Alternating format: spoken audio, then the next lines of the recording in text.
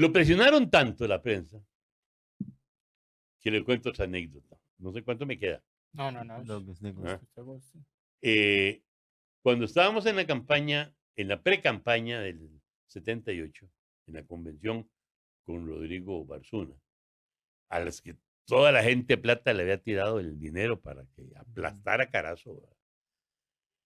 Porque era una convención abierta, era una elección nacional. Llegó un momento, un poquito menos de un mes de la convención, que nos quedamos literalmente sin un centavo. Y el mes de que había que hacer campaña.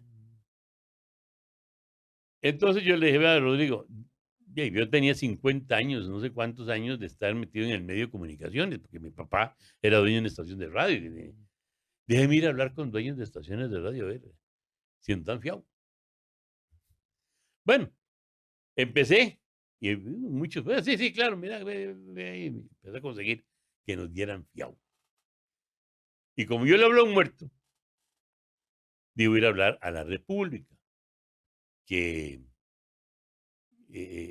yo no conocía a don Rodrigo Madrigal Nieto, pero ahí le voy a decir. Ya llego, yo busco a don Rodrigo Madrigal Nieto y le dije, mire, esto y esto, y necesitamos por la democracia, que tal y que nos dé un crédito por una publicación por 20,000 corones. Y se vuelve el viejo y me dice, sí, con mucho gusto, claro, sí. Dijo que era más estirado que una liga, ¿verdad? Y me dice, solo con una condición. ¿Cuál es la condición? Que me traiga un pagaré firmado por don Rodrigo y por usted. Si usted me trae ese pagaré, yo les abro el crédito por 20,000 pesos. En aquel momento era mucha plata. Piense que yo ganaba 2,000 coronas en la universidad. O sea, 20,000 pesos eran 10 meses de sueldo. Entonces yo llego y le digo, don Rodrigo, hay esto. Me dice, no, tranquilo. Yo consigo la otra firma en lugar de la tuya, no te voy a pedir que te endeudes. Y en efecto, conseguí una firma y se la di. Cuando viene la asamblea para nombrar diputados, llega, ¿y quién va en primer lugar? Por San José, Rodrigo Madrigal Nieto. Yo sentí aquello, aquel trago no me bajaba, ¿verdad? Como, y fui y le dije a Rodrigo, no es posible que ¿eh? que nos hizo esto usted le dé el primer lugar, me dice. Oscar, vas a aprender, me dice, que la democracia a veces requiere sacrificios. Pero ve hasta dónde le impusieron cosas. ¿Sí? Le impusieron el primer lugar por San José. ¿Y quién fue el seguidor número uno cuando estuvo en la Asamblea Legislativa? Rodrigo Madrigal Nieto. Pero él representaba otros intereses económicos. Entonces, sí, eso es una época en que no se puede explicar simplemente diciendo el peor gobierno. No, busquemos saber si fue o no fue. Y eso es lo que... ¿Y por qué digo yo que el último presidente? Porque fue el último que tuvo la entereza de enfrentarse a los organismos internacionales y a los intereses nacionales de grupos poderosos por beneficio del pueblo de Costa Rica. El último. Los demás que han sido, perdónenme todos los demás, incluso gente que entre esos del partido al que pertenecen, han sido achichincles de los organismos internacionales, obedientes. Ahora hay una señora que se llama Doña Ogde, que es la que manda en este país. ¿No? Al punto que hasta los sindicatos le mandan carticas a la OCDE para ver si los autoriza a hacer cosas. Entonces, ¿para qué elegimos presidente? Se nos manda la OCDE. Bueno, y los intereses económicos ni para qué.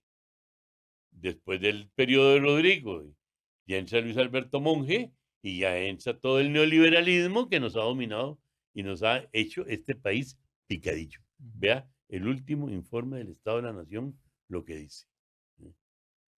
Entonces, ¿por qué el último presidente? Porque fue el último que ejerció con la categoría y señalando que defendía los intereses de la soberanía nacional.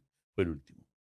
De hecho, a mí me gusta mucho que él en las placas de las obras que Obras. inauguraba, utilizaba el construido por el pueblo. Eso a mí siempre me ha gustado. Sí. Y Si podemos hablar de lo que pasó con Nicaragua, porque eso también es un tema que se Ujú. le achaca mucho, ¿verdad? Que apoyó ahí la cuestión con Somoza y el Frente de Liberación Sí, el frente del- Nacional. Sí. Sandinista. Vea, en eso partamos de una cosa. Si usted lee los periódicos de la época, se da cuenta que desde La Nación, abajo, como, y ve los políticos que mencionaban, todo el mundo estaba contra Somoza. Y aquí, durante el gobierno de Figueres y el gobierno de Daniel Oduber, los sandinistas entraban como Pedro por su casa. Compraban armas. ¿Saben quién les vendió armas a los sandinistas? Y que me lo contó el que llevó el camión con las armas. José Figueres. Ah, que les vendió unas armas viejas y hechas pistolas es otra historia. Que los estafó es otra historia. Pero que les vendió las armas, se las vendió. Y la realidad es que cuando entró Rodrigo Carazo, la situación de la guerra civil en Nicaragua era pues verdaderamente insostenible. ¿Por qué? Porque la actitud sanguinaria que tenía Somoza hacia el pueblo de Nicaragua, vea, solo es comparable en América con Pinochet, que es el sanguinario número uno. Pero es que Somoza bombardeaba pueblos, mataba gente inocente. Es decir, Nicaragua se desangraba y libertad cero. Además, era la dueña de Nicaragua. Los Somoza eran los dueños de Nicaragua. Entonces, Carazo se encuentra en una situación que de hecho estaba dada, es decir, había un apoyo nacional hacia el sandinismo. Y luego, en el gobierno, habían dos ministros, que hoy lo puedo decir, ya con el tiempo me di cuenta exactamente cómo era el arroz, como dicen, ¿verdad?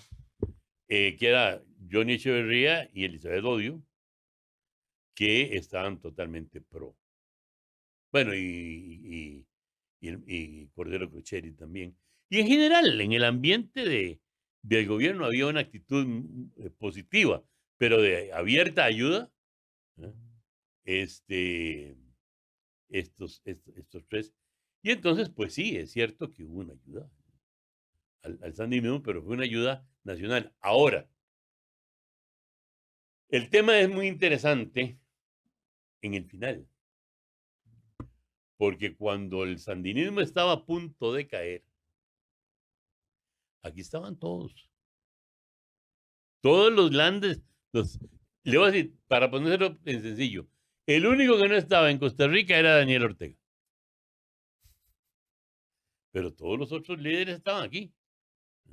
Ay, Tomás Borges, estaban aquí. La señora, y el ex rector de la universidad, el famoso escritor que anda por ahí, qué sé yo, todos estaban aquí. Y un día Rodrigo Carazo le dijo, mire, entiéndame, se montan en una avioneta y ya se van para Nicaragua. Porque si los sandinistas llegan primero que ustedes, ellos van a tomar el poder y ustedes no. Bueno, don Rodrigo, y empezaron que sí, que cuál era la seguridad, que qué seguridad tenían, que esto, que el otro. Hasta que un día les dijo, mire, se van porque se van. Al punto que Marina Bolio, que Dios goce, acaba de morir, que era la ministra de Cultura, les dijo, miren, si a ustedes les da miedo ir, yo voy con ustedes. Bueno, alistan la avioneta y vea, para que vea, lo último, la señora, ¿cómo se que me está llegando el alemán? La que fue presidente de Nicaragua. cuando iban ya para el aeropuerto a tomar la avioneta, todavía quería pasar aún más por menos a comprar cosas. Como diciendo, hasta hacemos esto. Tracemos esto lo más que se pueda. ¿Cuál fue el problema? Lo que dijo Rodrigo Carazo. Llegaron después. Y ya los sandinistas habían tomado el poder. Y se toma el poder porque tenían las armas. Y entonces vino después todo el problema de la desviación terrible que ha tenido. Claro. Bueno, y la desviación total ya es con Daniel Ortega, ¿verdad? Porque ese ahora resultó peor el remedio que la enfermedad, ¿verdad? Porque eso no tiene nombre. Pero los sandinistas fue simplemente que el país apoyó el sandinismo, eso no cabe la menor duda.